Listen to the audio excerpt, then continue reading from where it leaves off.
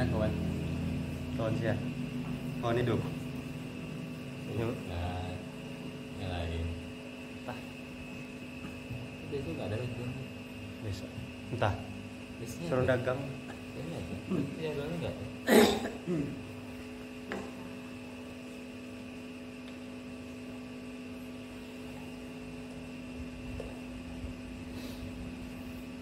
Assalamualaikum warahmatullahi wabarakatuh. Waalaikumsalam warahmatullahi wabarakatuh. Innal hamdalillah nahmaduhu wa nasta'inuhu wa nastaghfiruh wa na'udzu billahi min shururi anfusina wa min sayyiati a'malina. Man yahdihillahu fala mudilla lahu wa man yudlil fala hadiya lahu. وأشهد أن لا إله إلا الله وحده لا شريك له وأشهد أن محمدا عبده ورسوله الذي لا نبي بعده. اللهم صل وسلم وبارك على محمد وعلى آله وصحبه أجمعين. قال الله تعالى: يا أيها الذين آمنوا اتقوا الله حق تقاته ولا تموتن إلا وأنتم مسلمون. يا أيها الناس اتقوا ربكم الذي خلقكم من نفس واحدة وخلق منها زوجها وبث منهما رجالا كثيرا ونساء واتقوا الله الذي تساءلون به والأرحام إن الله كان عليكم رقيبا. يا أيها الذين آمنوا اتقوا الله وقولوا قولا سديدا يصلح لكم أعمالكم ويغفر لكم ذنوبكم ومن يطع الله ورسوله فقد فاز فوزا عظيما. أما بعد فإن أصدق الحديث كتاب الله وخير الهدى هدى محمد صلى الله عليه وسلم وشر الأمور محدثاتها وكل محدثة بدعة وكل بدعة ضلالة وكل ضلالة في النار. Ikhwan fiddin, a'azzani Allah wa iyyakum. Alhamdulillah, kembali kita bersyukur kepada Allah Subhanahu wa taala. Pada malam hari ini Allah masih mencurahkan rahmat serta nikmatnya kepada kita semua, sehingga berkat nikmat dan rahmatnya lah kita dapat hadir ke masjid ini dalam rangka yang pertama melaksanakan salat maghrib secara berjamaah. Kemudian kita duduk sejenak lebih kurang 1 jam dalam rangka untuk mengisi dada kita dengan nasihat-nasihat agama. Kemudian marilah sama-sama kita mengucapkan salawat kepada Nabi kita Muhammad sallallahu alaihi wasallam dengan mengucapkan Allahumma salli ala Muhammad wa ala ali Muhammad. Pada malam hari ini kita masuk kepada hadis yang ke-6 tentang al-halal wal haram, tentang halal dan haram. An Abi Abdullah An-Nu'man ibn Bashir radhiyallahu anhuma qala sami'tu Rasulullah sallallahu alaihi wasallam yaqul innal halala bayyinun wa innal harama bayyinun wa bainahuma umurun mutashabihat la ya'lamuhunna katsirun minan nas faman ittaqa ash-shubuhati istabra'a lidinihi wa 'irdihi wa man waqa'a bish-shubuhati waqa'a fil haram كالراعي يرعى حول الحمى يوشك أن يرتع فيه ألا وإن لكل ملك حمى ألا هم الله محارمه Ala wa inna fil jasadi mudghah idza salahat salahal jasadu kulluh wa idza fasadat fasada jasadu kulluh ala wahyal qalbu. Rawahu Bukhari wa Muslim. Dari Abi Abdullah An-Nu'man bin Bashir radhiyallahu anhu, ia berkata, aku telah mendengar Rasulullah sallallahu alaihi wasallam bersabda, sesungguhnya yang halal itu jelas dan yang haram itu juga jelas. Wa bainahuma umurun mutasyabihat, dan di antara keduanya terdapat perkara-perkara yang tidak jelas. Mutasyabihat, la ya'lamuhunna katsirun minan nas, dan kebanyakan manusia tidak mengetahuinya. Faman ittaqa asy-syubuhat istabara'a li dinihi wa 'irdihi, maka barang siapa yang meninggalkan syubhat, dia telah mencari keterbebasan dan kehormatannya, yaitu dengan memelihara diri dari perkara membuat aib pada dirinya sendiri, atau dia telah mencari keterbebasan bagi agamanya dan kehormatannya. Wa man waqa'a fi syubhati, barang siapa yang terjatuh pada perbuatan yang syubhat, waqa'a fil haram, dan ia terjatuh kepada perbuatan yang haram. Karra'i, seperti orang yang pengembala yang dia mengembalakan di tempat daerah yang terlarang, yang hampir saja ia terjerumus ke tempat terlarang tersebut. Ala, ketahuilah, wa inna likulli malikin hima, sesungguhnya setiap raja punya tempat daerah terlarang. Ala, ketahuilah, wa inna himallah maharimuh, sesungguhnya daerah terlarangnya Allah Subhanahu wa ta'ala adalah perkara-perkara yang diharamkan oleh Allah. Ala, ketahuilah, wa inna fil jasadi mudghah, sesungguhnya dalam jasad manusia itu ada segumpal darah. Apabila segumpal darah itu baik, maka baik pula lah seluruh yang ada pada tubuhnya. Apabila rusak, maka rusak pula lah semua tubuhnya.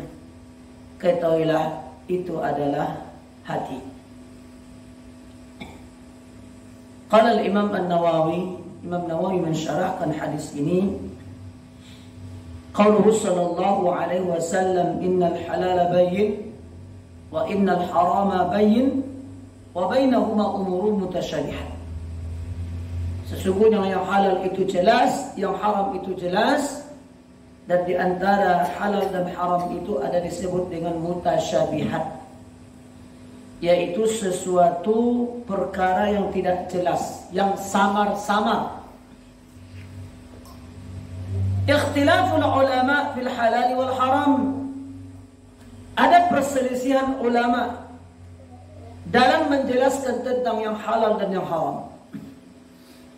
Faqala Abu Hanifah rahimahullahu ta'ala, maka berkata Abu Hanifah rahimahullah, al-halalu ma dallal dalilu ala hillih, yang halal itu sesuatu menunjukkan dalil atas kehalalannya. Ya, setiap sesuatu yang dianggap halal berarti ada dalil yang menjelaskan kehalalan tersebut. Wa qala Syafi'i, dan adapun Imam Syafi'i radhiyallahu anhu, sini buat radhiyallahu anhu, al-haram ma dallat dalilu ala tahrimuh, Yang haram adalah sesuatu yang menunjukkan dalil atas keharaman sesuatu yang haram tersebut. Ai bainal halal wal haram umur mutasyabihat. Qaul sallallahu alaihi wasallam, wa bainahuma umur mutasyabihat. Dan di antara perkara-perkara yang ada di halal yang haram tersebut ada perkara mutasyabihat yang samar-samar. Artinya di antara halal dan haram. Di antara halal dan haram itu ada perkara-perkara mutasyabihat. Fahaitsu intafatis syubhatu intafatil karahah. Ketika syubhat tertiadakan, maka syubhat yang makruh pun tertiadakan. Wa kana as-su'alu anhu bid'ah. Bertanya tentang yang syubhat-syubhat tersebut itu bisa menjadi bid'ah. Wa dzalika idza qadama gharibu bimata'in yabi'uhu fala yajibu al-bahth 'an dzalik. Sebagai contoh, ketika ada orang asing yang datang membawa barang dagangannya, yabi'uhu, dia menjual barang dagangan tersebut, fala yajibul bahth, tidak ada kewajiban kita untuk membahas barangnya tersebut. Halalkah? Haramkah? Tidak perlu kita menanya-nanyakan kepada dia tentang barang yang dibawa oleh orang asing tersebut. Bal wala yustahab, dan juga tidak ada anjuran. Wa yakrahu as-su'al anhu, dan bahkan bisa dimakruhkan untuk mempertanyakan hal tersebut. Kemudian berbicara tentang masalah halal dan haram di sini agar lebih kita memahami tentang keterangan-keterangan berdasarkan hadis ini. Kalau kita membaca syarah itu akan terus sesuai dengan pendapat-pendapat ulama berbicara tentang halal haram, halal dan haram. Dan tidak ada memberikan contoh secara menyeluruh. Pertama, berbicara tentang masalah al-haram bayyin, bahwasanya yang halal itu jelas. Wa mutasyabihat, bahkan ada yang tidak jelas. Yang dimaksud tidak jelas itu tentang halal dan haram. Wal haramu bayyin, ada pula yang haram itu jelas keharamannya. Pertama, kita bahas tentang masalah al-halalu bayyin. Berbicara tentang halal itu jelas. Yang pertama tentang masalah akad. Apakah itu akad jual beli? Itu akad jual beli yang biasa. Jual beli, ketika seorang membeli, ketika seorang menjual. Itu jelas adalah perbuatan yang halal ketika itu. Kemudian tentang masalah akad nikah,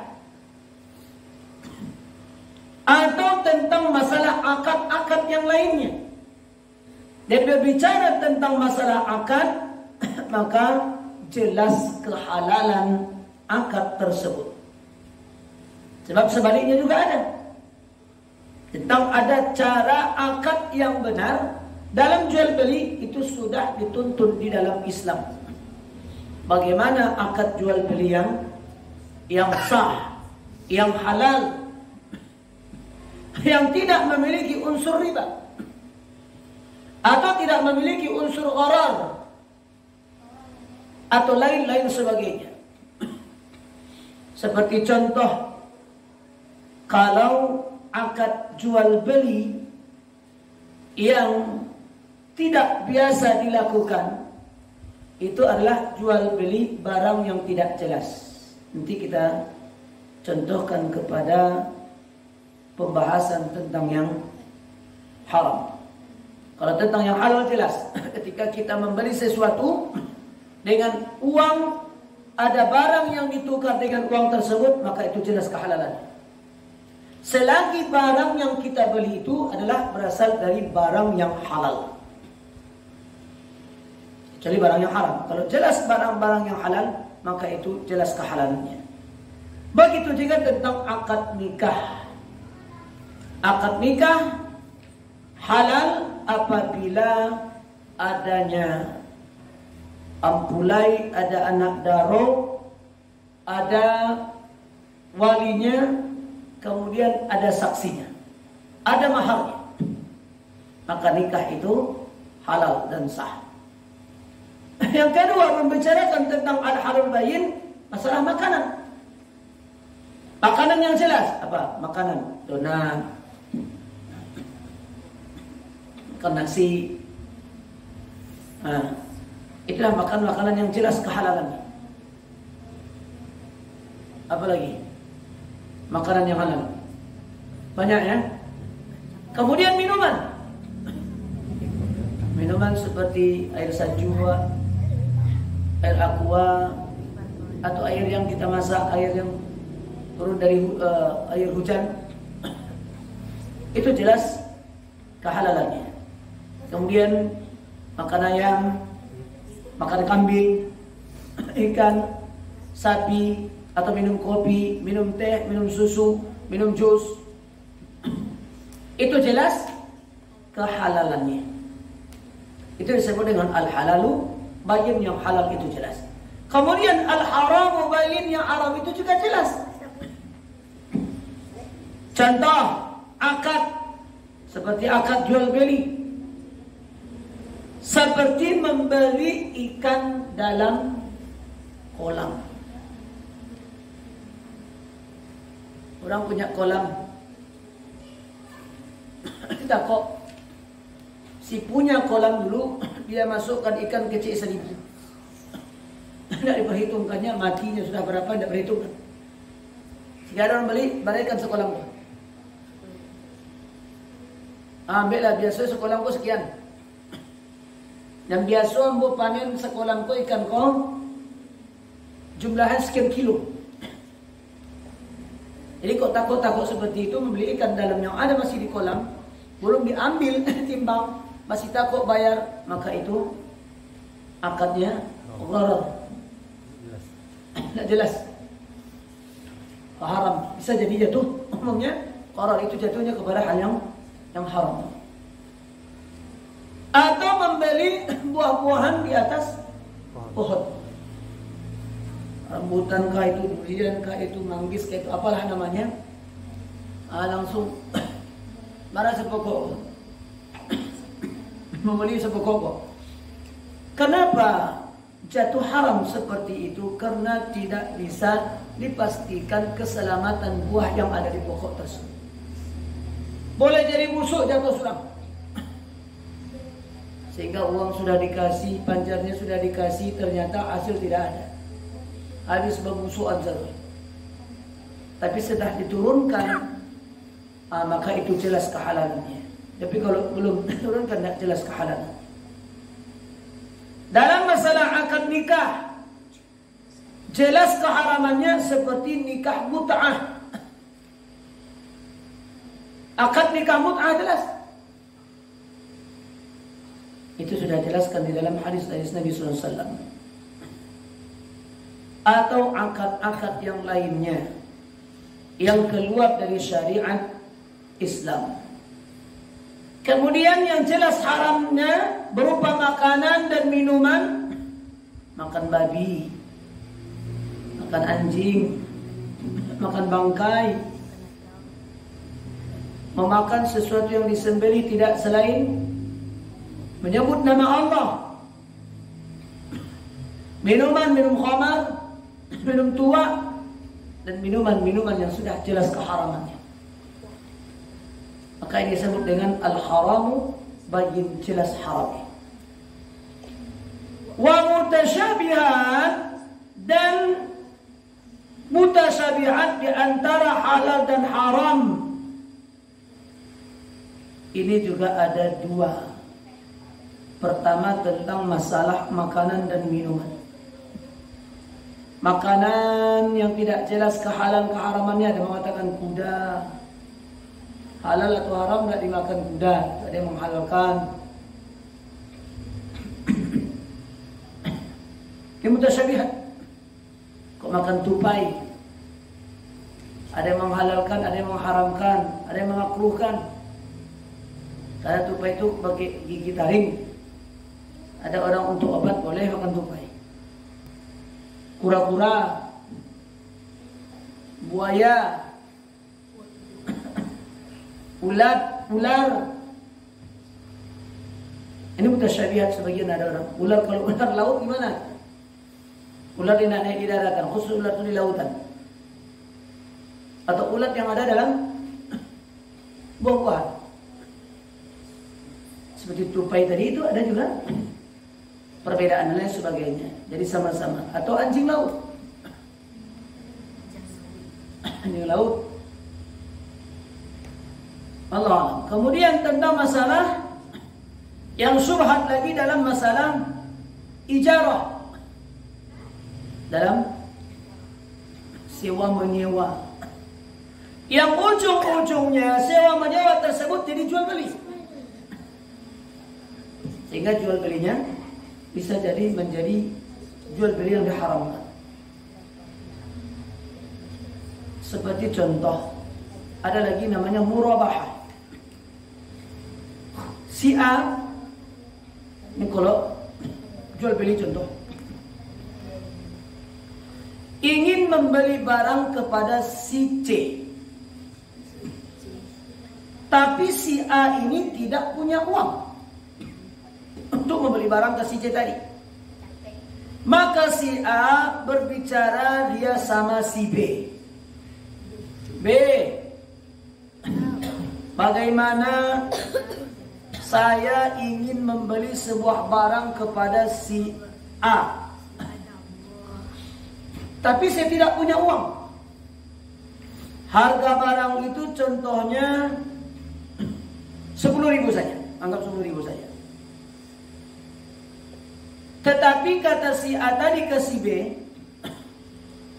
balik aja barang itu, ambo balik ke si B. Jadi si B suruh membalik ke si C. Beko si A membalik ke si B. Kalau sudah si B balik ke si C, maka si A balik ke si B. Setelah dia bicara tadi, maka si B pun membalilah barang tadi ke si C. Harga 10.000. Kemudian si A tadi membeli ke si B barang tersebut, tapi harganya berbeda dengan yang dibeli si B ke si A tadi. Si B tadi membeli ke si C itu seharga 10.000. Tapi ketika si A membeli ke si B seharga 13.000. Dan si A mencicil bayaran tersebut kepada si B. Maka ini ada yang mengatakan riba dan jatuhnya kepada hal yang haram. Dan ada pula yang mengatakan ini adalah perbuatan yang syubhat. Sebab hal yang syubhat itu bisa jatuh kepada hal yang haram. Nah, jadi karena butuhnya si A tadi dengan barang tersebut, karena tidak mampu, dia suruhlah si B untuk membeli barang tersebut. Ini kan sama saja dia mengutang. Kasih B, piti 10.000, bayar 3 balik. Kalau tidak dikatakan B, saya utang pitilah 13.000. Langsung dia belinya kepada si A. Kan sama seperti itu. Tapi kok si B disuruhnya balik. Hanya kok balik ke si B. Karena proses seperti ini tadi, itu yang diperbedakan sebagian ulama. Ada mengatakan ini karena syubhat. Ada mengklaim langsung itu adalah perbuatan riba. Ribanya yang 3.000. Kelebihan uang 3.000. Dia cicil uangnya tadi kepada si B sebanyak 13.000. Jadi ada ulama mengatakan hukumnya adalah riba. Ada pula yang mengatakan tidak termasuk riba. Cuma dia termasuk bagian daripada syubhat.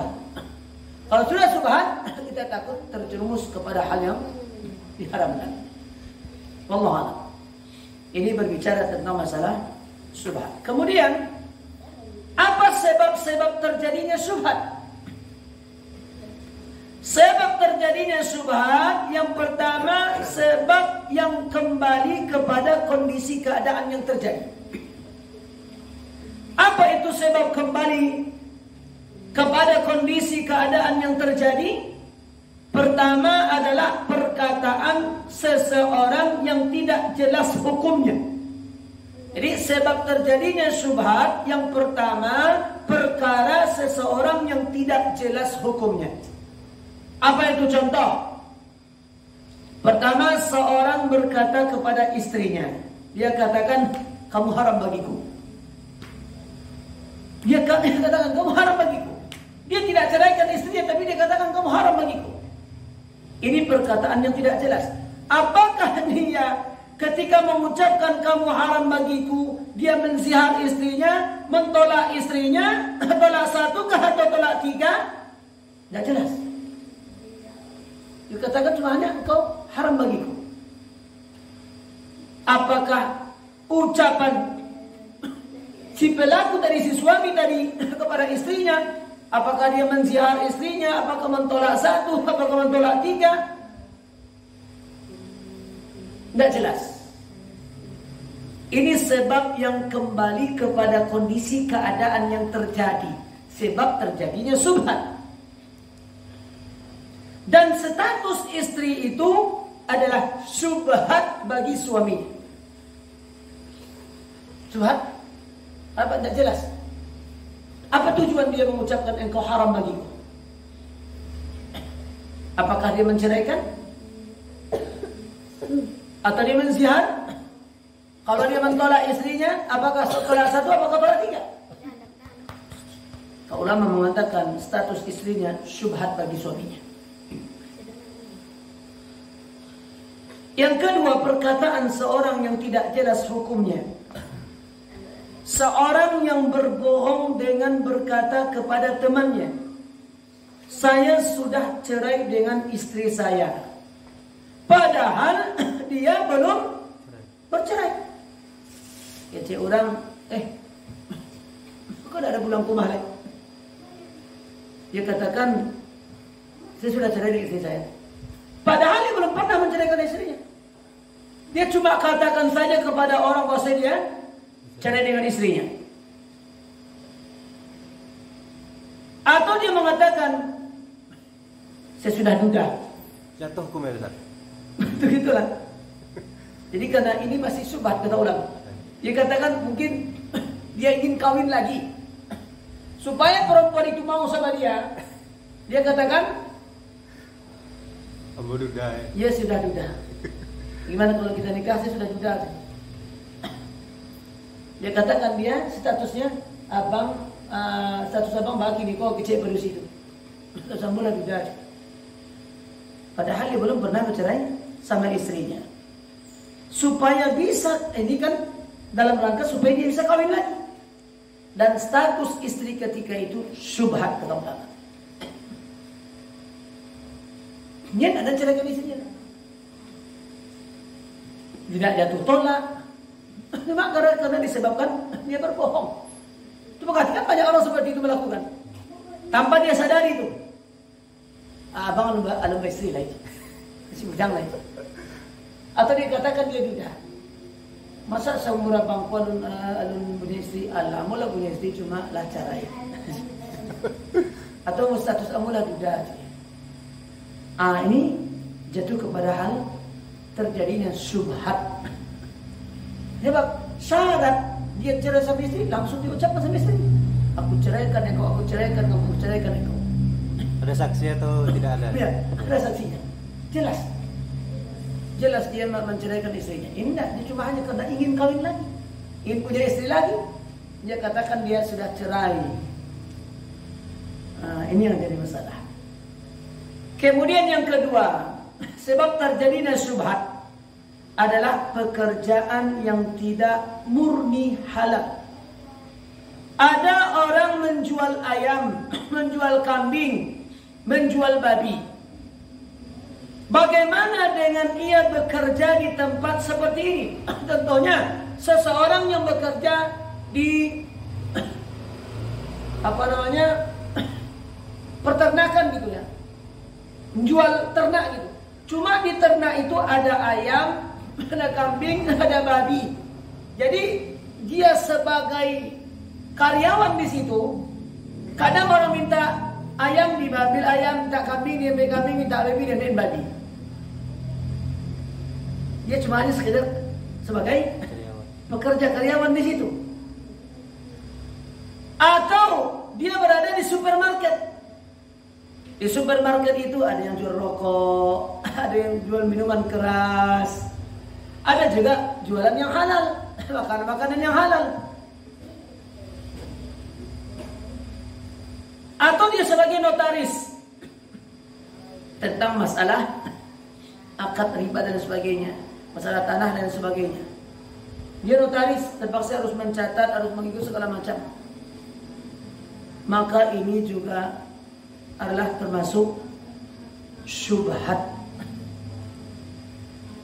Jadi belum dikatakan dia haram, tapi syubhat. Tapi syubhat itu bisa jatuh pada hal yang haram. Sebab dalam hadis tadi mengatakan syubhat itu jatuhnya kepada hal yang haram. Itu yang bahayanya. Dia kerja di suatu tempat yang pekerjaan itu bercampur sesuatu yang halal dan bercampur dengan sesuatu yang halal. Dia adalah sebagai karyawan di tempat tersebut. Apakah itu di supermarket, apakah itu di plaza dan lain sebagainya. Tapi yang dijual di tempat tersebut bermacam-macam. Ada barang yang halal, ada barang yang haram. Kemudian yang ketiga, undangan makan dari orang yang tidak jelas pekerjaannya. Ini syubhat juga nih. Kerja dari penghasilan dari haram atau pekerjaan dari orang yang hasil riba. Dan dia juga ada punya supermarket. Tuh. Hukum makan bersama orang tersebut boleh makan selama kita tidak bisa memastikan bahwa ini adalah bagian dari hal yang diharamkan. Kalau seandainya orang itu pekerjaannya khusus memang menjual barang yang haram saja, nah yang halal, atau pekerjaannya pekerjaan yang haram, maliang tawawa maliangnya, tiba-tiba awak ditraktir makan, yuk makan. Awak tahu tidak ada kerajinan halal, kerajinan yang haram. Maka ini sebagian ulama mengatakan syubhat, sebagian lagi mengatakan haram. Karena tidak jelas kehalalan keharaman ini, maka dijatuhkan sebagai ulama adalah syubhat. Jadi contoh diundang makan, itu dari makannya. Atau seseorang yang pekerjaannya bercampur dengan hal yang riba, tetapi dia ada pekerjaan yang halal. Ketika kita ditraktir makan, berarti secara hukum dia memberikan barang yang halal kepada kita, bukan barang yang haramnya. Nabi kita SAW pernah dapat hadiah dari wanita Yahudi, tapi Nabi ketika itu menerima hadiah tersebut. Jadi kalau seandainya ada orang mengundang kita makan karena pekerjaan seorang tersebut, contoh dia seorang pegawai gitu contohnya, tapi dia juga bandar togel gitu atau narkoba. Suatu ketika kita diundang makan, berarti dia ngasih kita makan itu berasal dari barang yang halal, bukan berasal dari yang haram. Itu keterangan dari ulama. Yang keempat, barang yang tidak jelas pemiliknya. Ini syubhat berikutnya. Uang contohnya tercecer di rumah kita. Mungkin kita punya toko. Tiba-tiba kita mendapat uang bakabe depan toko kita, atau di dalam toko kita sebanyak 2 juta. Ini uang kita atau uang lain? Sebab pada hakikatnya uang yang ada di dalam rumah orang, maka itu uangnya punya rumah. Tapi tidak tahu apakah itu pembelian jatuh uangnya. Atau kita tidak jualan. Tamu datang ke rumah kita, tiba-tiba ada uang tercecer sebanyak mungkin uang 500.000. Itu uang tamu saya tadi atau uang rumah ini? Karena tidak tahu. Nah, maka ini jatuh kepada hal yang syubhat. Boleh kita menanyakan kepada tamu kita tersebut, apakah dia memiliki kehilangan uang ketika setelah dia datang ke rumah kita. Seperti pedagang tadi, itu susah menanyakan sebanyak orang. Nah, cuma saja kita menanyakan secara umum, tidak menyebutkan berapa jumlah uang tersebut. Nah, tapi kan batang awak nak pitih. Ada bapak atau ibu yang kehilangan pitih. Setiap orang yang belanja dalam kana belanja ditanya. Nah, itu kira-kira. Kemudian bagian yang kedua, sebab terjadinya syubhat. Yang pertama tadi sebab-sebab yang kembali kepada kondisi keadaan terjadi. Ada 4. Kemudian yang kedua, sebab-sebab yang kembali kepada dalil. Kepada dalil lain kembalinya.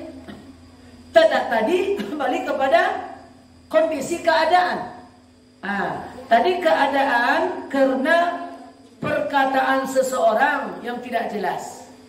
Yang kedua karena pekerjaan yang tidak murni halal. Yang ketiga karena undangan makan dari orang yang tidak jelas pekerjaannya. Yang keempat adalah barang yang tidak jelas pemiliknya. Itu yang pertama tadi. Yang kedua, sebab-sebab yang kembali kepada dalil. Perkara menjadi syubhat karena kondisi dalil. Pertama, permasalahan yang tidak ada dalil atau nas yang tegas sehingga hukum diambil dari kias ijma' ulama atau mafhumnya atau lain-lain sebagainya, sehingga berselisihlah para ulama dalam masalah ini. Contohnya kunut subuh. Itu kan permasalahan khilaf para ulama. Menurut mazhab Imam Syafi'i, kunut subuh itu sunnah hukum.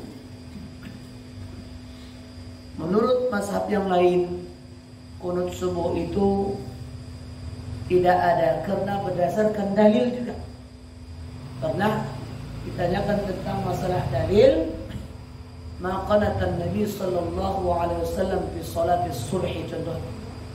Dan itu mengatakan Nabi SAW tidak pernah kunut subuh seumur hidupnya. Khusus hanya subuh saja. Dan dalam hadis lain mengatakan qanatan Nabi SAW fi salat as-subh. Adalah Nabi SAW kunut pada salat subuh. Jadi karena sama-sama dalil ada yang mengatakan dalil kunut itu dhaif. Dalil yang menjelaskan tidak adanya kunut itu adalah sahih. Maka berselisihlah ulama. Dikiaskah itu, ijma'kah itu, mafhum dan lain sebagainya. Maka ini permasalahan yang tidak ada dalil atau ada dalil nas sehingga hukum itu dikias oleh ulama dari hadis-hadis tersebut. Kemudian seperti salat sunnah setelah asar. Setelah asar itu kan memang hadisnya tidak ada salat sunnah. Tapi salat sunnah yang dilakukan adalah salat sunnah tahiyatul masjid. Dilakukan setelah asar. Karena tidak ada dalil. Kedua-duanya, satu ada dalil melarang, satu menjelaskan tidak ada dalil. Cuma hanya setiap dalil menjelaskan setiap ada masuk masjid sunahkan untuk tahiyatul masjid. Kemudian Nabi tidak ada menjelaskan tentang salat sunat setelah asar khusus. Salat sunat tahiyatul masjid dilarang, tidak ada. Tapi kalau salat sunat setelah asar ada dalil menjelaskan dilarang. Dan ada dalil menjelaskan ketika masuk masjid salat sunat tahiyatul masjid. tapi dalil menjelaskan tidak ada sholat sunat setelah asar tahiyatul masjid, tidak ada. Itu yang membuat sebab kembali kepada perkara ini. Kedua, dalam satu permasalahan didapatkan dua dalil. Yang satu mengharamkan, yang satu menghalalkan. Maka harus menempuh penterzihan, nasikh dan mansukh. Seperti dalil ziarah kubur. Kata Nabi, dulu aku melarang kalian ziarah kubur. Kemudian ziarahlah dalam rangka untuk mengingat akhirat dan mengingat kematian. Maka ada nasakh dan ada mansukh. Kemudian dulu aku melarang kalian memakan daging korban lebih dari 3 hari. Sekarang makanlah, simpanlah dan sedekahkanlah. Dulu ada dalil melarang. Dalil melarang itu karena ada sesuatu. Maka dilarang Nabi sallallahu alaihi wasallam karena daerah yang lain terpencil, ada mereka ketika itu sedang dalam keadaan kelaparan. Jika dapat, kata Nabi, tidak boleh dari 3 hari, sedekahkan tu daging itu supaya bisa dimakan oleh orang-orang yang sedang kelaparan tersebut. Yang ketiga, bisa jadi penjelasan akan dalil, tapi dalil tersebut kurang tersebar. Akhirnya ada orang yang tahu, ada yang tidak tahu. Umumnya sedikit orang yang tahu dengan dalil saja. Kalau dalil yang jelas diketahui seluruh orang banyak, contohnya khamar, minuman yang memabukkan itu jelas, diketahui semua dalilnya keharaman. Atau dalil zina, dah jelas dalam Quran dan hadis. Jangankan berzina, mendekati zina saja orang sudah tahu bahasanya itu hal yang diharamkan. Orang tahu itu haram. Tapi kalau musik, itu banyak orang yang tidak tahu. Sekalipun ada dalil, sedikit dan tidak menyebar. Ada disebabkan oleh dalil. Bisa jatuh kepada hal yang subhat karena ketidaktahuan dalil. Apalagi ada ulama yang mengatakan boleh, selagi tidak melalaikan kepada Allah, dan selagi musik-musik itu tidak membawa kepada hal mengundang nafsu atau lain sebagainya. Ini juga ada yang mengatakan termasuk bagian daripada hal yang dikatakan sebagai syubhat. Tapi pada dasarnya kembali kepada dalil, maka dia hukumnya adalah haram. Cuma karena orang yang banyak tidak tahu, maka dikatakanlah itu adalah syubhat. Kemudian bagaimana sikap kita kepada perkara-perkara yang syubhat tersebut? Yang pertama, kita tahu hukum dengan jelas. Bagaimana sikap kita? Kalau kita tahu itu hukum dengan jelas, maka kita akan bisa terhindar dari sesuatu yang subhat. Maka untuk mengetahui hukum yang jelas tersebut, kita harus memiliki ilmunya dan kerjakan sesuatu perbuatan itu sesuai dengan ilmunya. Seperti sholat berjamaah di masa pandemi corona kemarin. Seperti contoh saf yang dijarangkan. Itu sampai di Masjidil Haram, di Masjid Nabawi. Kalau kita lihat siaran televisi, itu mereka membuat dengan jarang-jarang. Ini kan hukum pada dasarnya kan tidak jelas awal ketika itu. Tapi karena ada fatwa ulama dan lain sebagainya, kita ketahui, maka yang seharusnya dalil menyuruh kita untuk merapatkan saf, tapi nyatanya jarang ketika itu. Maka orang yang melakukan ini dia berdasarkan dengan perkara tersebut, karena ada yang disebut corona, maka jelas dalil tersebut. Maka tidak mengapa mereka melakukan hal tersebut, karena sesuai dengan ilmu mereka. Kalau ilmu kita mungkin tidak sampai seperti itu, memang harus jarang-jarang. Bahkan kita tidak percaya, kurang yakin dengan hal tersebut. Bahkan bagaimanapun parahnya kondisi corona kemarin disebut apa namanya, zona hitam lah namanya, zona merah. Orang biasa-biasanya masalah menjual orang segala macam, dan barangkali dipupuhnya juga tidak apa-apa nampak mereka. Jadi keyakinan itu kurang bagi mereka. Jadi sehingga salat pun tidak perlu bagi mereka untuk menjalankan sab. Sebab persalaman nama ba'adu. Juga mereka contohnya di pasar. Coba orang di pasar tuh tidak ada jaga jarak. Orang di pasar orang belanja tidak ada jaga jarak. Kan ada jaga jarak pasar tidak? Orang belanja apalagi pasar Senayan di Ringgiang. Orang belanja pasar itu biasa kan? Cuma hanya dia ada yang pakai masker, ada tidak. Karena diumumkan oleh pemerintah suruh pakai masker. Tapi yang jaga jarak hilang ketika di pasar.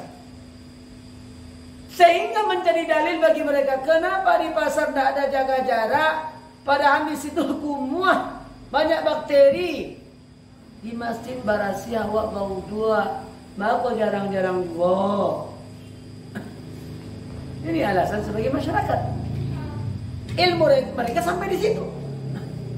Bapak di pasar tidak ada jaga jarak, dibikin segala macam memegang piti dari sianu membalikan segala macam, tak macam tangan nama memegang piti tadi itu. Tidak apa-apa. Tapi kenapa di masjid orang bau dua barasia, orang mandi mereka masjid sholat dibuat juga jarak. Ini dalil dari masyarakat banyak. Memang masuk akal juga. Ini masuk akal kan? Itulah. Kemudian yang kedua, kalau dia tidak tahu hukumnya, sunnahnya ditinggalkan subhat tersebut. Sunnahnya ditinggalkan subhat tersebut. Katakan, faman ittaqa syubhati istibara'a lidini wa 'ardih. Barang siapa yang berjaga-jaga dari perbuatan syubhat, dia telah berlepas dari agamanya dan kehormatannya. Barang siapa yang meninggalkan perkara-perkara yang syubhat, maka ia mencari keterbatasan buat agama dan kehormatannya. Adapun kalau dia kerjakan, maka dia terjerumus kepada perbuatan yang haram. Kalau dia terus bekerja di hal-hal yang syubhat, itu bisa dia jatuh kepada yang haram. Karena Nabi katakan, waman waqa'a fi syubhati waqa'a fil haram. Barang siapa yang terjatuh kepada perbuatan yang syubhat, maka syubhat itu jatuhnya kepada perbuatan yang haram.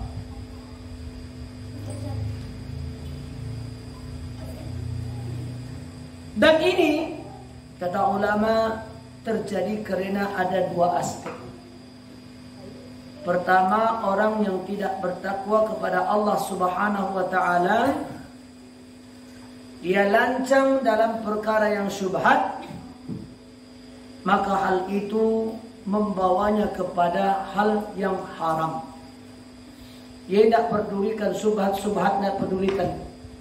Hal yang dilakukan halal atau haram, dia tidak peduli. Halal ke haram kan tidak peduli dia. Yang kedua, siapa yang banyak melakukan perkara-perkara syubhat, maka ia telah membuat hatinya menjadi gelap karena hilangnya cahaya ilmu dan cahaya kewaraan yang ada dalam dirinya. Sebagaimana hadis Nabi SAW mengatakan tadi, karra'i yar'a haulal hima yushiku ayyarta'a fih. Seperti pengembala yang mengembala di sekitar larangan-larangan. Lah jaleh, di situ ada barangan larangan, tanah terlarang, tapi dia mengembala juga di tempat barang terlarang. Itu bisa saja Tidak disadari, hewannya itu masuk kepada perkarangan yang diharamkan tersebut. Maka hal itu nyaris jatuh kepada sesuatu perbuatan yang haram. Itu makanya dalam perkara yang subhat kita disuruh untuk berhati-hati dalam melaksanakannya. Jadi ini tadi yang kedua ini membahas tentang, yang ketiga ini membahas tentang bagaimana sikap kita terhadap perkara yang subhat. Sikap pertama, kita tahu hukumnya dengan jelas. Yang kedua, kalau dia tidak tahu hukumnya. Nah, kalau tidak tahu hukumnya, dia tidak tahu sunnahkah ini, apakah harus ditinggalkan ini, apakah ini subhat dan lain sebagainya. Maka karena ada keraguan-keraguan dalam melaksanakan suatu perbuatan tersebut, maka selebihnya dia lebih baik meninggalkan perbuatan yang syubhat tersebut. Kemudian ujung hadis mengatakan, ala inna fil jasadi mudghah. Ketahuilah sesungguhnya dalam hati manusia itu ada segumpal darah. Wa idza salahat salahat jasad kullu. Apabila yang dalam hati manusia itu baik, maka baiklah yang ada dalam hatinya. Apabila rusak, maka rusak. Ketahuilah itu adalah hati. Jadi semua bentuk amalan halal dan haram dan syubhat itu juga tergantung kepada hati seorang manusia dalam mengamalkan perkara-perkara yang jelas dihalalkan Allah, yang jelas diharamkan Allah, dan mana perkara-perkara yang syubhat. Inilah penjelasan tentang al-halal wal haram. Memang mungkin agak rumit sedikit untuk dipahami. Sekarang sudah saya pilah-pilah agar mudah kita dapat memahaminya. Kalau kita membaca hadis ini saja, mungkin cukup sampai di makna dan tidak ada penjelasan yang lebih luas dari penjelasan tersebut. Baik, kita perluas saja dengan tanya jawab tentang masalah halal haram. Kalau seandainya ada yang penting dan perlu harus kita pertanyakan. Pada ikhwan yang bersilakan. Ustaz, masalah apa tadi kan? Tolak yang tidak jelas tadi. Iya. Itu menghalalkannya lagi bagaimana? Bukan jatuh ke subhat tadi kan? Iya. Jatuhnya ke subhat karena kita tidak mengetahui si suami yang mengucapkan tadi itu apakah itu dengan niat, apakah itu bagarah. Itu jatuh subhat itu. Kalau seandainya memang niat dia mengharamkan, maka dia haram. Bukan subhat lagi, haram dia mendatangi istri. Haram dia mendatangi istri. Kalau niat dia memang mentolak istrinya, dia katakan aku haram bagimu, tapi niat adalah menolak istrinya, maka jatuh satu, tolak satu. Jatuh kepada tolak satu. Kalau dia mengungkapkan hal seperti itu, kamu haram bagiku. Berarti dia mengharamkan istrinya. Berarti haram, baik itu mensetubuhinya. Berarti dia sudah mengharamkan. Niat dalam hatinya ingin menceraikan istrinya dengan ungkapan haram. Tapi kalau tidak jelas, Anda tidak tahu orang ketika memandang atau mendengar seorang dikatakan kau haram bagiku. Seperti seorang tadi bercerita kepada orang lain karena dia ingin menikah lagi, dia katakan aku sudah nikah. Tapi dia berbicara tentang dalam kebohongan. Kesubat. Tapi kalau niat dia memang ia tidak sama istrinya lagi, memang ingin menceraikan istri, maka jatuh.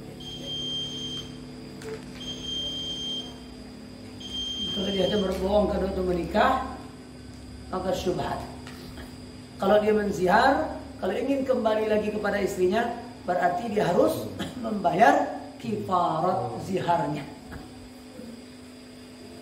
Memberikan makan kepada fakir miskin sebanyak 60 orang. Atau puasa 2 bulan berturut-turut. Kan itu ya? Sudah silap. Ya. Sama dengan yang tolak tidak jelas tadi hukumnya. Yang Tidak zihar. ada sama. Karena tidak jelas itu makanya subhat jatuhnya. Subhat itu bagi istri itu. Karena tidak jelas. Itu tergantung niat orang tadi. Apa niat dia? Kalau memang niat maka jatuh kepada hal yang seperti itu. Kalau niat dia mengucapkan sesuatu menziar istrinya, kalau niat mentolak istrinya, maka jatuh tolak satu. Kalau dia punya niat. Kalau menghalalkannya biasa aja gitu ya. Iya. Nggak ada cara. Kalau biasa-biasa menghalalkan biasa saja. Kalau tidak ada niat, tidak ada niat. Cuma nyungkap seperti itu. Ambo lah, ambo jangan gimana. Itu kan bohong. Padahal dia sudah punya istri.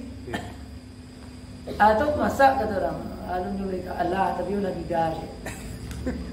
Padahal dia punya istri. Dia katakan dia duda. Dalam rangka ingin supaya bisa kawin lagi. Supaya cewek itu mau sama dia.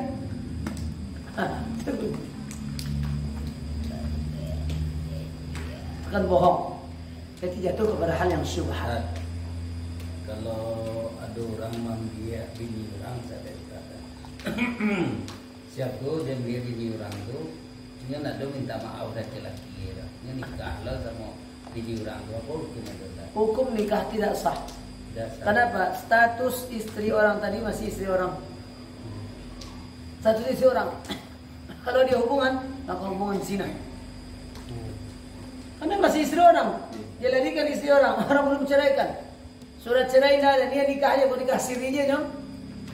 Sebab kalau secara nikah ke KUA harus ada surat cerai. Ada gugat cerainya. Ada suratnya. Sah. Dia sudah bercerai. Tidak bersuami lagi. Dan sudah masa iddahnya sudah selesai pula. Tadi tengok tanggalnya sekian lama. 3 kali haid. Iya.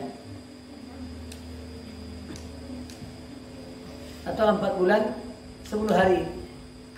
Kalau dia ketika restui misalnya nyo berselingkuh kena istana siapnya berselingkuh jadi istriku minta cerai dari suami kau minta cerai dari suami diceraiannya nak Ustaz diceraiannya di suami kau. Iya. Jadi yang laki-laki tadi selingkuhannya tadi tidak seharusnya minta maaf dari suami Enggak kerja salah orang tu.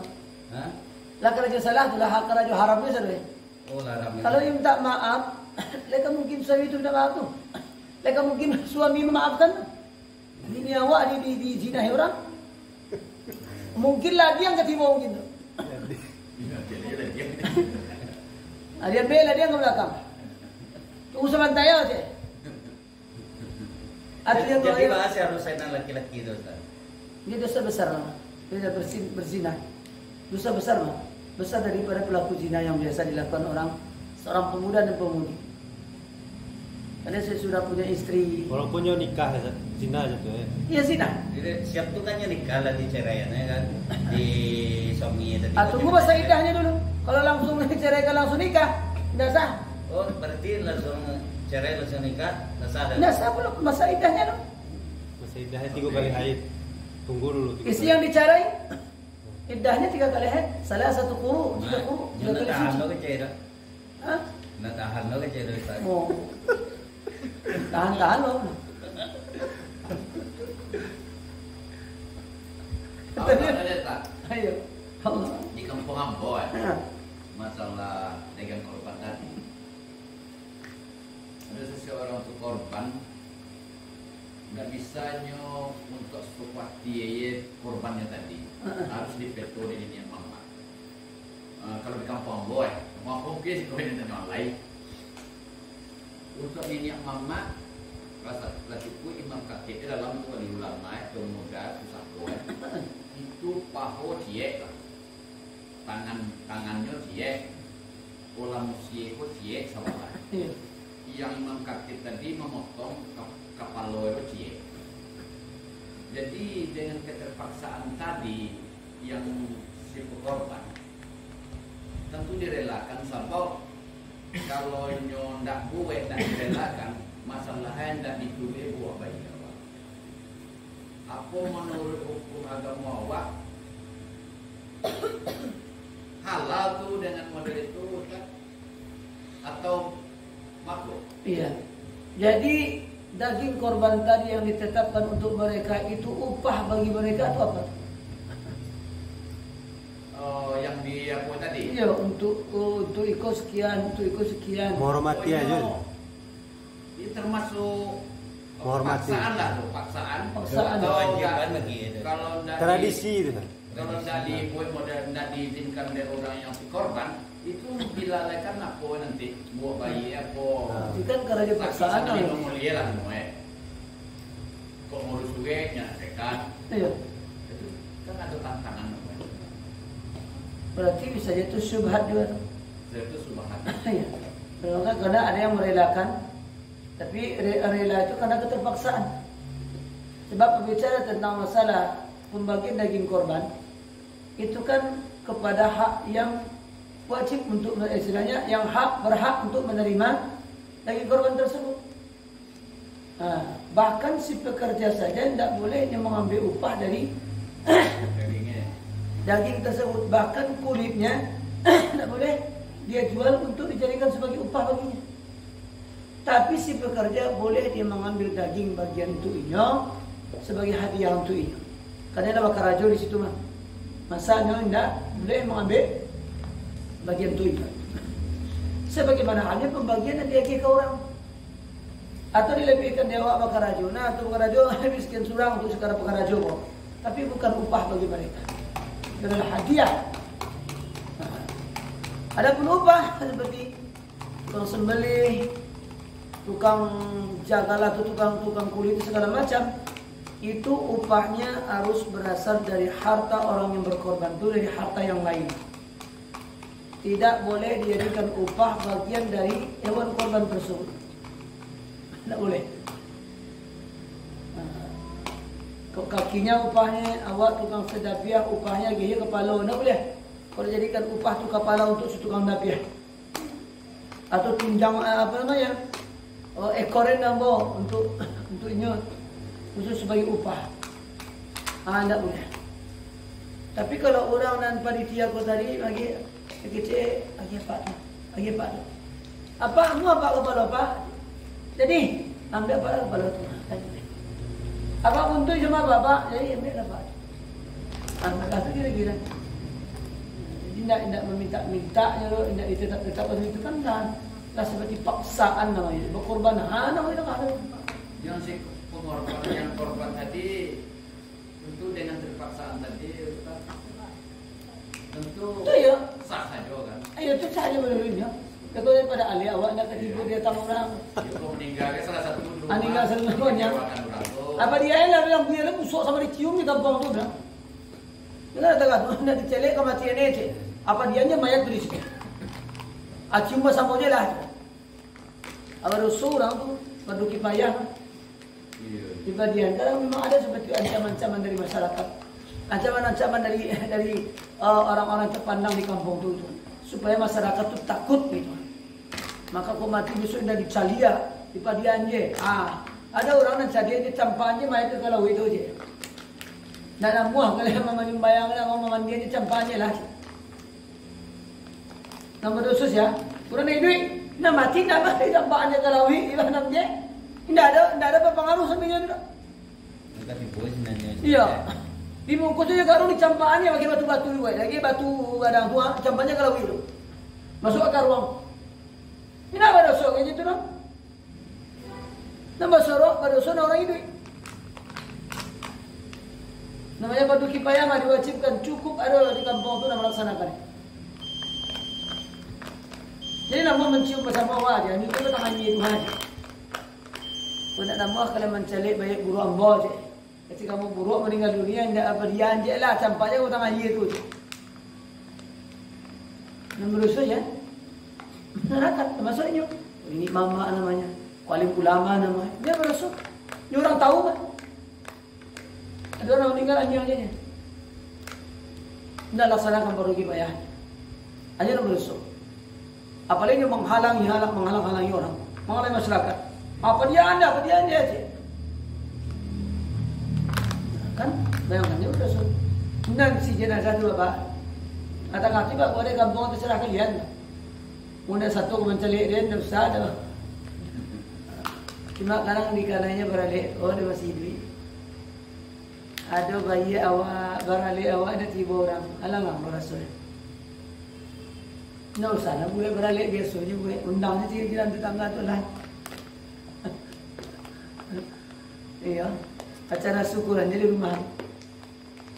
Buat anak makanan modal-modal sejuta lah cukup tu. Itu berapa juta modal lah. Ada 20 juta guys. Balik-balik sekian karuang. Mari daging ambil lah uang Oke tadi sekian lo, ah? Latihan lo jadi. Jadi mudah-mudahan sekian masa aja.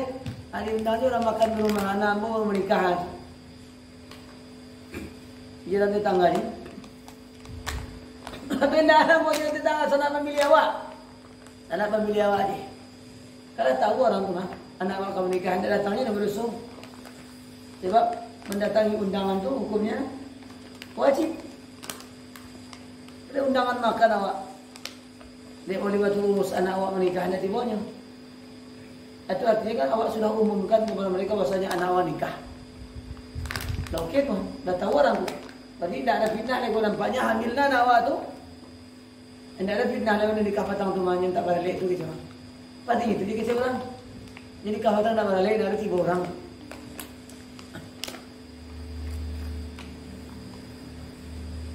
Wallahu a'lam. Dulu tak kasih bayar. Aneh lah tu mah. Mangiri yang Luar biasa. Jadi Ustaz, masalah nikah tapi hamil duluan itu bagaimana apanya itu? Oh, orang yang nikah karena tabrakan gitu ya. Kecelakaan. Maka menurut mazhab salah satu mazhab Syafi'i nikahnya sah dan tidak perlu diulang lagi. Tak perlu diulang. Tidak perlu diulang lagi karena ada orang harus ulang oleh nikah. Ya. Tidak harus diulang lagi nikah. Diulang kan karena hamil karena takut malu dinikahkan. Status anak tetap ya? Hah? Status anak. Status anak tetap anak di luar nikah. Tapi kalau orang tua nak setuju Ustaz. Malu lagi. Kalau sempat itu orang tua berusia. Orang kadang malu saya, tidak jadi ayah. Terpaksa nak berusia ke kampung orang.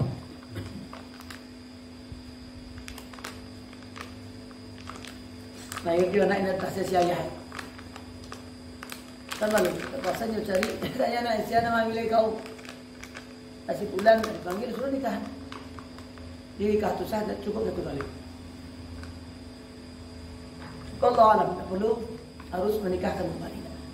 Sebab nikah yang pertama itu sudah sah. Akan ada orang sudah lahir anak nikah kembali aja. Yang pertama itu sudah sah.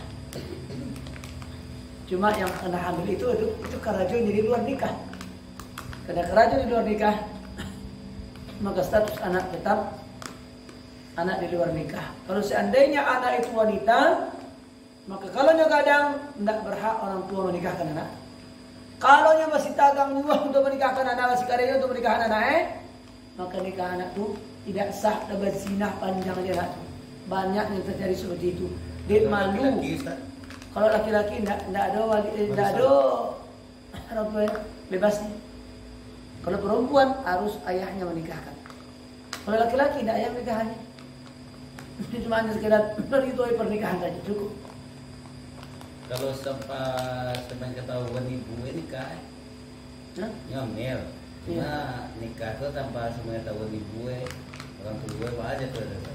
Oh tidak sah sebab la nikah illa bi waliyin. Tidak sah nikah kalau kecuali harusnya wali. Tidak sah nikah kalau tidak ada walinya. Itu dalil hadis. Cuma diulang lagi lihat sedang hamil tu lihat nikah ada. Sedang hamil itu. Sedang hamil tak boleh nikah. Enggak, sedang hamil nikah beliau kan sah nikah tu tidak kan. Ini tadi nikahnya Nikah siap berhubungan model tu, tahunya hamil orang tua tak setuju. Nah nikah sama pacar itu, siap nikah sama pacar itu, dia orang tua takut malu, dia nyolah hamil di nikahnya beliau sedang hamil tu. nikah sedang hamil. Tua sah tu. Tadinya tidak setuju orang tua. kemudian dia nampak hamil, setuju orang untuk jadi. Iya. Insya Allah itu sudah sah nikah. Ya nikahannya Baik. sah. Sedang hamil itu sah nikah. Dan tidak perlu lagi ulang nikah. Sedang hamil ya. Iya, sah nikah orang hamil. Kalau orang tabrak itu kan orang hamil nikah. Bezinanya hamil ketahuan sebulan 2 bulan. Takut malu dinikahkan. Nikahnya sah, tidak perlu mengulang nikah. Lain ayahnya menikahannya. Cuma status anak yang berbahaya. Kalau anak perempuan, dia batal. Tapi kalau anak laki aman. Berarti sah berhubungan melihat Ustaz. Dia sudah nikah, dia sah berhubungan. Saya sudah sah nikah, dinikahkan oleh ayahnya.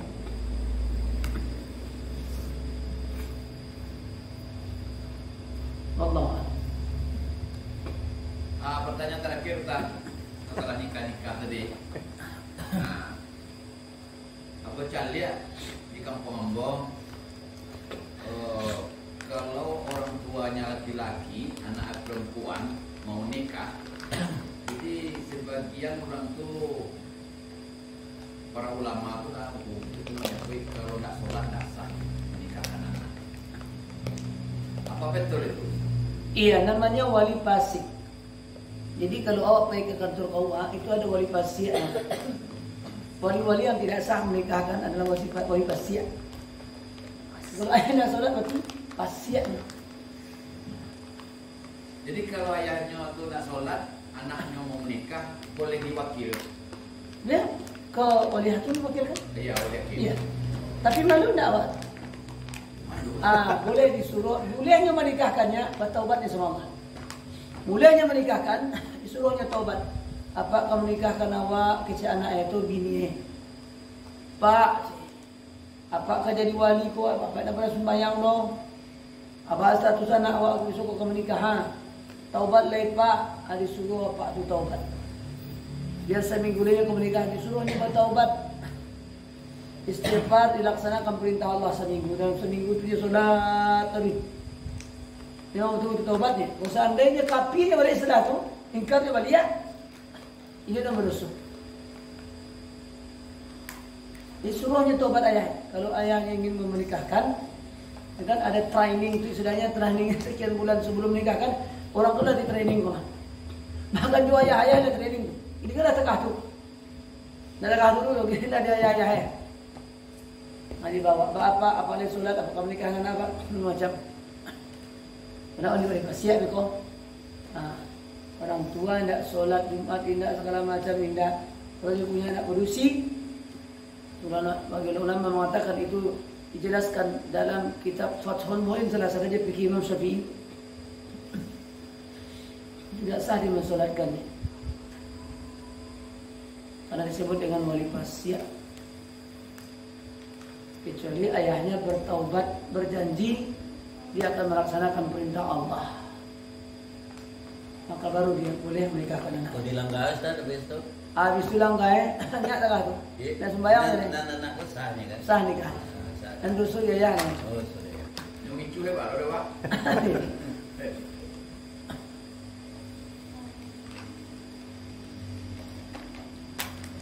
Betul nyoget. Yang jual deh. Masih lama anu ini Pak. Katanya tanya lah. Kalau Iya, dah dulu ya tuh. Ada tanya balik Pak. Ambo katanya nasi ambo namanya. Kita jual lain. Nah, terus singkat ya awak dia tahu ke. Ambo kan gitu tahun 2 tahun belakang. Aduh kami bertidur. Sana ibu dia sana angklong dia. Kami mencelek musajid istiqamah Tanjung Alai. Iya. Itu bertutup tahun ke tahun, hanya Jumat saja dibuka. Iya. Jadi terbuka pemikiran awak yang bertiga, itu buka musajid boleh buka. Nah, jadi dibuka dulu apa tanggapan kan? Jadi kami panggil Bilal di dalam itu dulu sana awak yo. Buka musajid Bilal. buka 5 waktu. Ada tak ada orang kita sholat. Jadi ditantang orang pengurus saja. Ulama, ustaz, nenek mama, kalau mungkin termasuk imam khatib. Jadi ditantangnya itu kami sekarang bertiga. Iya. Wajib dibuka masjid. Kalau enggak berarti suruh masjid. Sudah tu lunak orang tu. Iya. Lunak orang tu berjalan. Ala solat tarawih wasinan lah awak dari siku jauh itu malah melampau tu demi membuka masjid. Iya. Jadi ada yang mengicar mampat itu ambo nak buka tu masjid kenapa ada masuk waktu saya semalam baca. Daripada dia baca. Ada yang berkirim-kirim tiket. Jadi bulan puasa ke menjelang yang kedua itu dihentikan habis. Dihentikan habis. Jadi dia kakak mula meninggal ada dibuatlah proposal tanda tangan masyarakat yang pro yang buka masjid. Itu dilaporkan kepada Kodim, ke Camat, ke polisi sampai Kemenak. Iya. Kita panggillah ustaz yang mengajar di Sanawiyah tu dan mampu pami nama dia orang mas ngelima tu. Astaghfirullahaladzim. Tahu bu? Dia Iya. Lagi rumah mertua. Awak tu. Oh nyo nak. Ini imam nan tu. Oh nyo nak ke 7 dulu dibuka masjid. Enggak. Tapi di najib kau. Tidak pernah ke masjid ni sambil kaki rumah itu ada masjid, tidak pernah ke masjid dulu. Mana sebenarnya cuma air enggak? Jadi ustaz nak. Jadi heboh lah kan. Iya. Heboh apalagi orang apa itu menyebar lah kan. Heboh segala macam kami tuntut boleh kami tuntut. Awak batigo. Jadi dipanggil ni mamak lawak kan siap solat Jumat hadir di sini. Kau gak panjang cerita. Iya. Jadi kami hadir batigo. Pertama ada Saiful Bahri kakak awak yang ke di Pekanbaru dulu kepala pasar Kodim. Pulang sama nyawa tu. Dulu abang kin sampai awak dulu orang dalam awak solat sini. Jadi lepas pukul gang kakak boko dan saparudin ko biasa ko tumpon depan ko bagian apapun, bagian agama, bagian undang-undang negara di Musa itu mogok tak pinjil mogok masuk mau imbau tu masuk lah ni sesuai kan. Lepas tu tiba kakak Musa itu tadi. Jadi lembaran tadi disimpan di toko kami kau.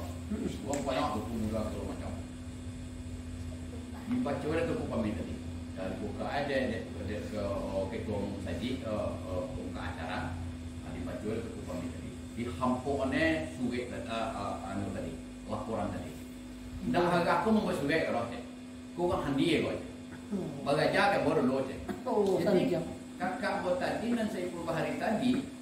Sampai tahun memegang pasar Kodim, saya ribu sampai ratus yang nak buah di bawah mereka. Jadi orang pasar lah namanya kan. Langsung sampai kecil ke tongku kami. Sampai jam cek. Wajan membuat mah cek. Masih ada ke yang lain cek. Kalau nak senang sebab banti. Banyak lain cek. Heboh. Jadi lah heboh segala macam ada. Datuk Mudo, wakil Datuk Mudo kini ko bahar nama Tuan Diki tahu Tuan Diki banyak yang kenal orang dia tu. Ini pejabat memang Datuk Mudo tak sia-sia menunjuk nak tahu ah. Boleh sih nan. Bukan dah masalah hadai bukan langsung dia bawa masalah hadai dalam sajid tak berlaku. Bukan ditambah anjingnya di dalam.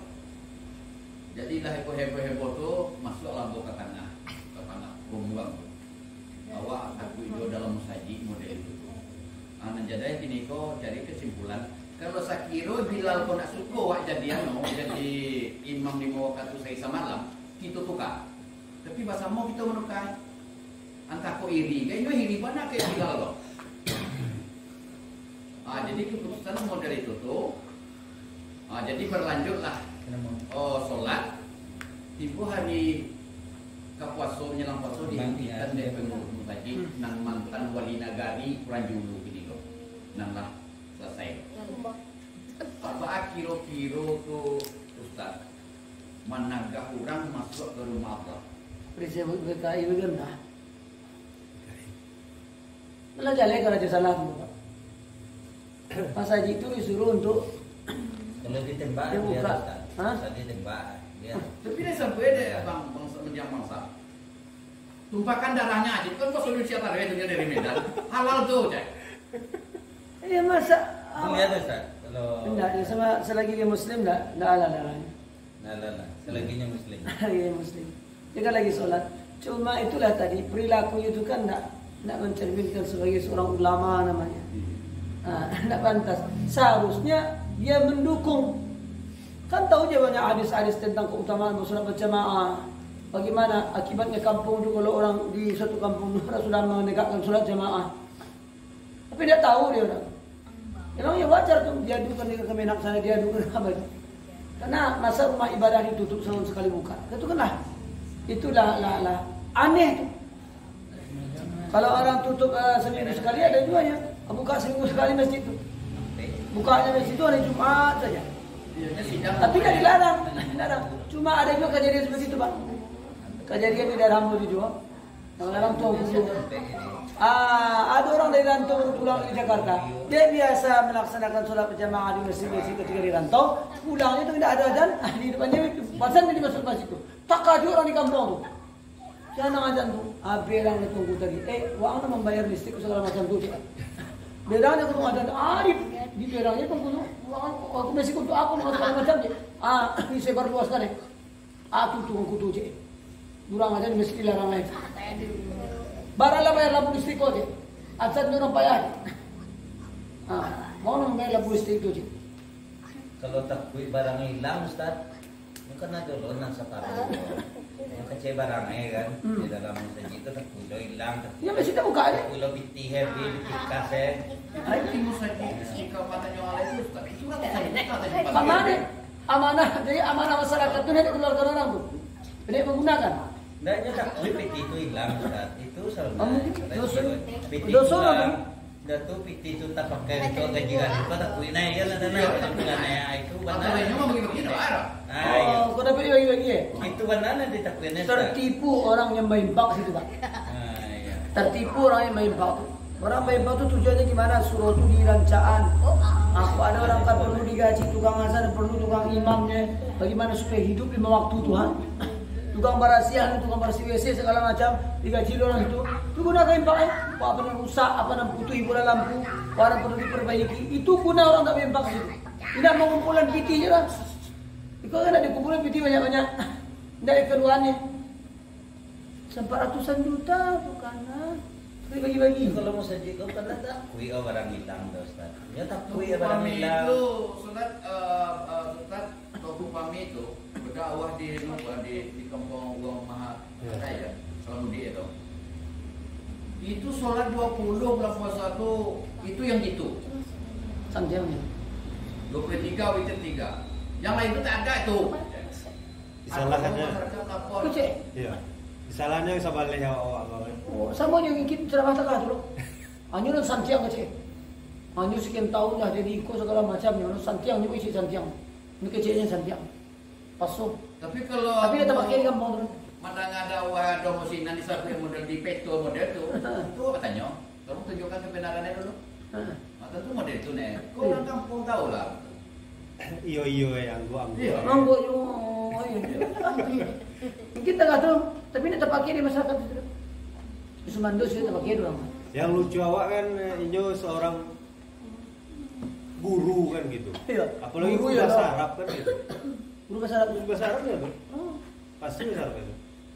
Mode itu kan tidak mencerminkan. Pernah ada yang di bahasa Arab? Ayah Hah? tuang Pernah. Kecek murid Oh. ayah tuang pulau tuh, tuang kampung. Iya, udah meninggal. Iya, tuang kampung.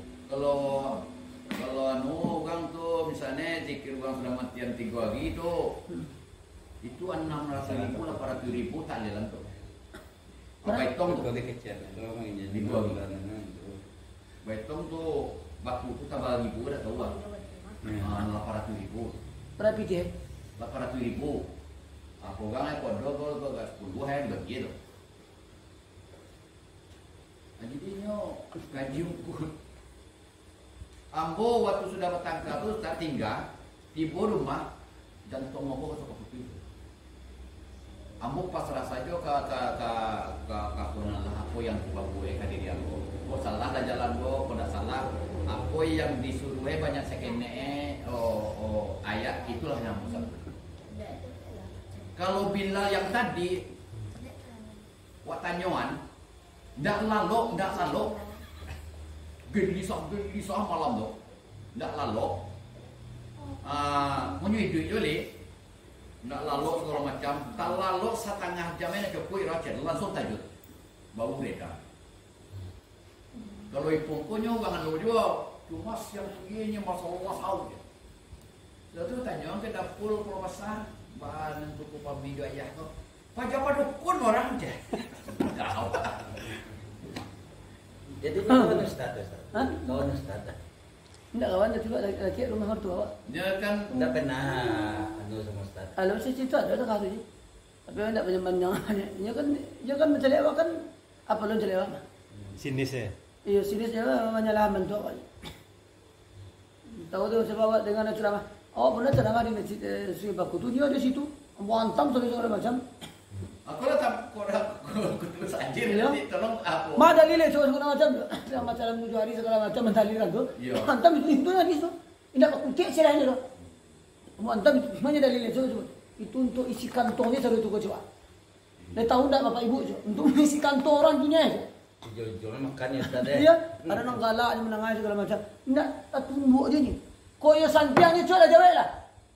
Ustaz kata kau dulu kau Kayak itu ada lah. kan, ya kan? Iya. Kau yang santiangnya ni cakap santiangnya. Tapi di belakang awak, dia pakai cela. Manggil cela korang. Ada orang tengah kau melarang-larang cik. Itu kecil. Ada orang tengah kau melarang-larang kau melarang itu cik. Itu dia. Baiklah, cukup sampai sini mudah-mudahan bermanfaat. Sesudah mengucapkan subhanakallahumma wa bihamdika asyhadu an la ilaha illa anta astaghfiruka wa atubu ilaik. Assalamualaikum warahmatullahi wabarakatuh. Waalaikumsalam.